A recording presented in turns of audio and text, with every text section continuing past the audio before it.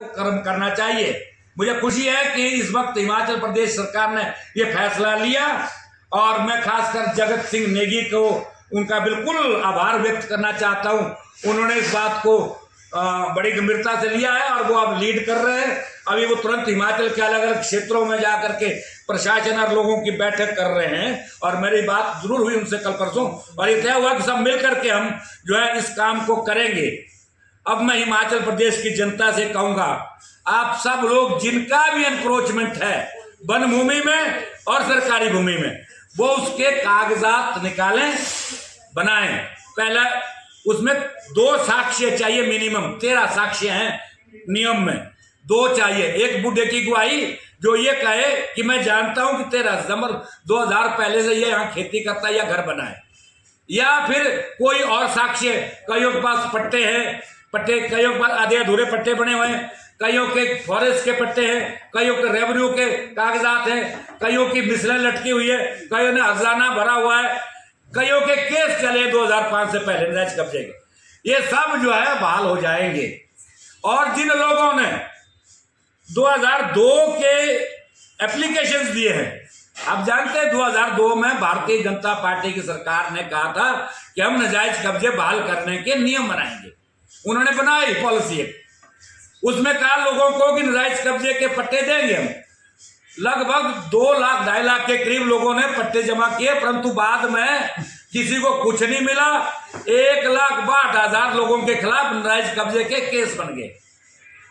उन सब के जो केस है और ये उस वक्त जो एफिडेविट जमा किया है तहसील में, उसकी कॉपी लें और वो उनका साक्ष्य एविडेंस है कि वो 13 दिसंबर 2005 से पहले के कब्जेदार है, वो मालिक बन जाएंगे। वो सब ये कागज ढूंढें और लगाएं। वन अधिकार समिति जो है, जो आपके ग्राम सभा में बनी है, उसमें जमा करें। जिनके कागज जमा होंगे हाई कोर्ट उनको भी दखल नहीं कर सकता।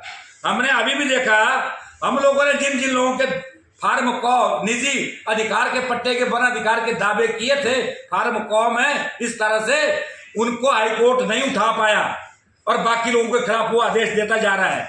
इसलिए मैं सभी हिमाचल वासियों से कहूंगा, तुरंत अपनी ग्राम सभाएं में सक्रिय हो जाइए, पट्टों के लिए दावा करिए, ये कागज लगाइए, अपना आधार कार्ड लगाइए, शजरा नशर लगाइए। 3 पुष्ट का आपको कागज चाहिए। जो गैर आदिवासी क्षेत्र के हैं वो 3 पुष्ट के रहने वाले होने चाहिए, मतलब 1925 से पहले के रहने वाले होने चाहिए। उसके लिए सजरा नशर की कॉपी आप से मिल जानी, या फिर 1921 का जो है सेंसस का रिकॉर्ड है, वो सरकार भी दे सकती है, आप भी ले सकते हैं। तो वो सब है कि आप उस इलाके के, उस गांव के रहने वाले, हिमाचल के रहने वाले हैं, परंतु आदिवासी क्षेत्रों के लिए ये नहीं है। वो तो 2005 से पहले का ही चल जाएगा, उनको कोई प्रॉब्लम नहीं है। गैर आदिवासी क्षेत्रों के किसानों को यह है, हमारे लोगों को, कि वो 3 पुष्ट का कागज भी लगाएं और ये कागज लगा के FRC में जमा करो। सरकार को आपको ये जमीन के पट्टे देने पड़ेंगे। ये बात मैं आज आपके सामने कहना चाहता हूं, कहने आया हूं और लोगों से अपील करना आया हूं, और सरकार से भी कहता हूं कि बड़ी शिद्दत से, ईमानदारी से जो है लोगों को जो है ये दिए जाए। इससे हमारे किसानों को नुकसान होगा। काफी दिनों में तो सरकार ने ध्यान नहीं दिया। पिछले महीने फरवरी में हमारी स्टेट के सभी अलग अलग समूहों की बैठक भी हुई बंजार में। फिर एक सरकार को फिर से कहा गया कि आप इस बात को गंभीरता से लें। अब भी इन्होंने फिर एक कैबिनेट सब कमेटी बनाई और उसने कुछ फैसले लिए कि हम जल्दी वन अधिकार कानून लागू करेंगे। असली कहानी यह है कि वन अधिकार कानून हमारा अधिकार है, ये सरकार की जो है ना खैरात नहीं है हमको। It is our right, it is not a favour. See it very, government should understand this. और जिन लोगों के भी 2005 13 दिसंबर से पहले के घर हैं और खेत है, उनको जो है उनका पट्टा वन अधिकार कानून में देना पड़ेगा। ये हमारा अधिकार है और ये प्रावधान सरकार ने पहली बार हिमाचल प्रदेश में रिकॉग्नाइज किया। अब है कि गंभीरता से इस बात को पिछली सरकार ने भी नहीं लिया, इस सरकार ने भी आज तक नहीं लिया था। हम बार बार कई सालों से आप लोगों के सामने भी सरकार के साथ भी बात कर रहे थे। अभी जब हाई कोर्ट ने कहा कि सारे कब्जे हटाए जाएंगे, तो फिर कब्जों को देखा जाना चाहिए असल में कब्जे हैं क्या। आप जानते हैं ना, हिमाचल प्रदेश में भौगोलिक परिस्थिति ऐसी है कि हमारे पास कम जमीन है खेती की, केवल 10%। ये कम जमीनें होने की वजह से ठाठ में हिमाचल सरकार ने नई तोड़ के नियम बनाए थे। नई तोड़ का मतलब नई जंगल की भूमि को खोदना, ये नियम बनाए थे। उनके हजारों केसेस पेंडिंग थे, प्रोसेस में थे। उतने में 1980 में कंजर्वेशन एक्ट लग गया, फॉरेस्ट कंजर्वेशन एक्ट, और वो हजारों नई तोड़ की मिसलें फंस गई। परंतु लोग वहां पर बस गए, उन्होंने वहां घर बनाए, खेत बनाए, बगीचे बनाए, उनको पट्टे नहीं मिल सके, मलकियत नहीं मिल सकी। आज वो सब हो गए एनक्रोचर।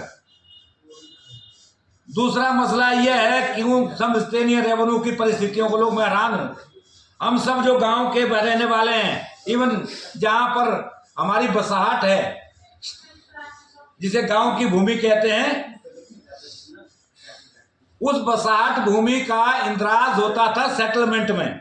सेटलमेंट में वो दर्ज होती है कि बादी दे में किसका घर है।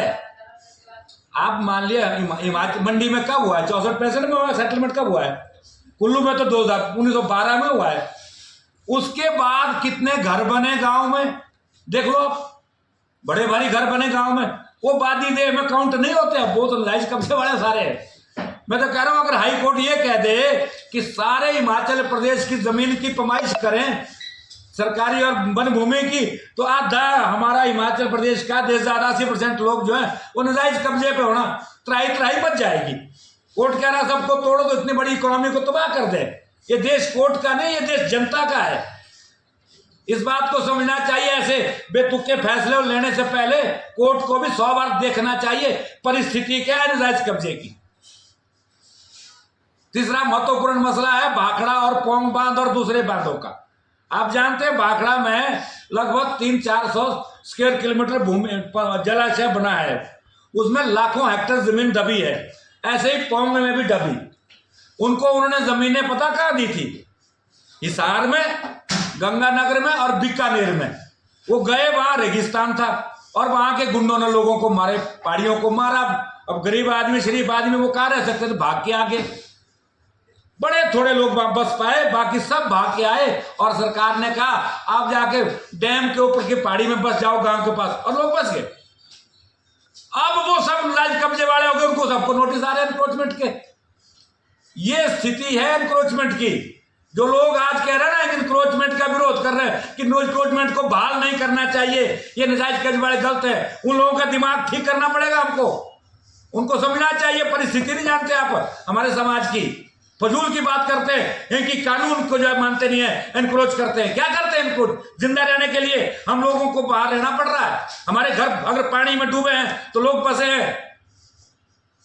ये बहस जो लोग कर रहे हैं एनक्रोचमेंट को बहाल करने के खिलाफ, उनको समझना चाहिए, वो गलत बहस बंद करें और सरकार को तुरंत इनको रेगुलराइज करना चाहिए और वन अधिकार कानून के तहत ये सब काम बड़ी आसानी से होगा।